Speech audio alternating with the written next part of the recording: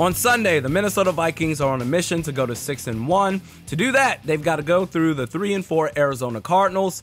For the Vikings offensively, first order of business, you got to stand your ground against a defensive line featuring J.J. Watt and Zach Allen, both effective against the run and as pass rushers. And even in this late stage in his career, J.J. Watt can still create problems. And Zach Allen, not only does he get after the quarterback, but as a defensive end, tied for most pass deflections on the team. A defensive end. Watt tied for third. Even when you think you're in the clear because you've got good pass protection, if you're Kirk Cousins, you got to be aware that the defensive line, they're going to get their hands up at the release of your throws. Their middle linebackers, Isaiah Simmons, the last 3 games, his play has been on the up and up. Same goes for Zaven Collins as well. Isaiah Simmons last week against New Orleans had the 56-yard pick 6. And for Zaven Collins, now in his second year, has one more start now compared to his rookie season, and it's been night and day. He's crushing it so far. Their back end, their secondary, their 2-star players are Budda Baker and Byron Murphy. They're aerial hunters. I would anticipate the amount of double teams that Justin Jefferson has to constantly face. I would expect for Baker and Murphy to be locked in on 18.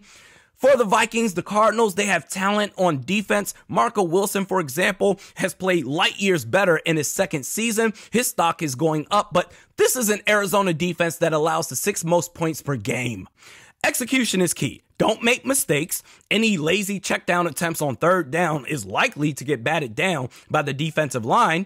Emphasize the play action. That's where the Cardinals defensively against the run, that's where they're at their best. Sell the run, get the secondary out of position. Kirk Cousins should have a great game. Now, any miscues with the pass, the Cardinals defense, they have the speed to wreak havoc. Now, for the Vikings defensively, running back James Conner has been officially ruled out, so that's going to be his 3rd straight missed game.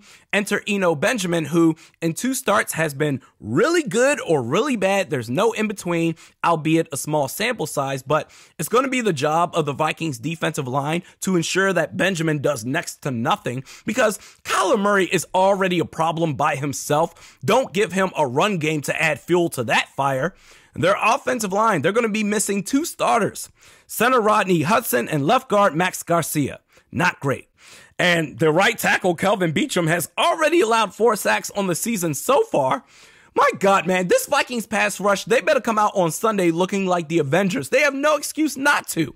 Even if Kyler Murray, if and when Kyler Murray extends plays, you live with it because that's just what he does, but make him uncomfortable. And if Zadarius Smith can get a 3rd down sack or 2, that'd be huge.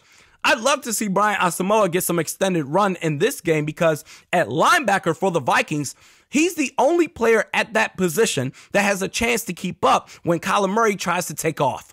The last 3 games, Murray has been in a bit of a slump. You can look at this one of 2 ways. Either 1, great, the Vikings, they can just carry the torch.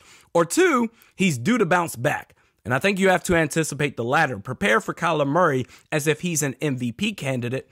Now, DeAndre Hopkins, his first game back from suspension last week against New Orleans, 10 catches for 103 yards. That's very concerning there.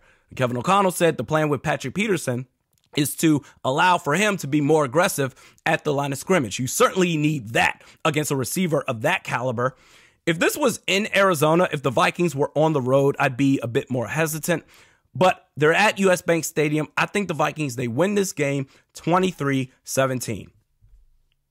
Rick Warner. Damn, why not just trade the whole team? We need to trade JJ and Adam for a couple of 9th round picks and Cook and Madison for a 5th and 11th round picks. We really need to trade Realistic Randy to Green Bay and give them a 1st and 2nd round pick just to get rid of them. Am I really worth a 1st and 2nd round pick? Dude, that is so dope. Unfortunately, I have a no trade clause in my fandom, so swing and a miss. Joseph DeMello. Where did all this KJ hate come from? Dude came in clutch multiple times, and he's a wide receiver 3. There is no hate on KJ Osborne. Obviously, Jefferson is the wide receiver 1, and Adam Thielen is not as great as he once was. So with the ascension of Osborne last year, naturally you would think that will line up for him to take off this year, and that hasn't happened. In 6 games, KJ Osborne has less than 180 yards. If this were anybody else, I understand he's a fan favorite, but if this were anybody else, we'd be raising all holy hell. He hasn't produced. It's really that simple. Roman Wagner. I think we have to get a legit wide receiver too. I heard Claypool was an idea. You like him? He is still young though. Yeah, I wouldn't mind Chase Claypool. He would be the clear second option next to Justin Jefferson on this team. I like him, but from what I've seen, reportedly the Steelers are looking for a second-round pick in return for a Chase Claypool trade. I like him. I don't think he's worth a second-round pick at all, but if you are able to get him for anything less than that, cool. We're back at it on Sunday after the game. We'll see you then.